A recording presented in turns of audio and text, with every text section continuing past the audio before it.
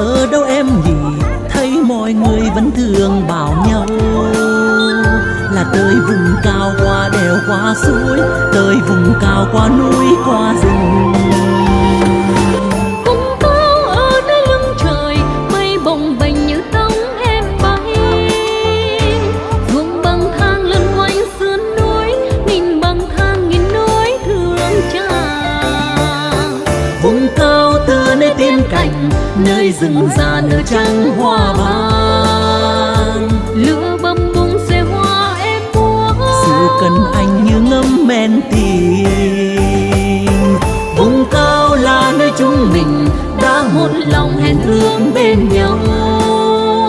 Vượt ngàn đèo cao vượt trăm con suối, mình về vùng cao để kết duyên lại.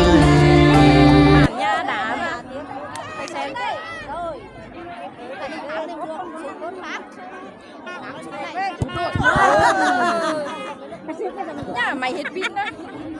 Đọc cho bạn mới là cái số của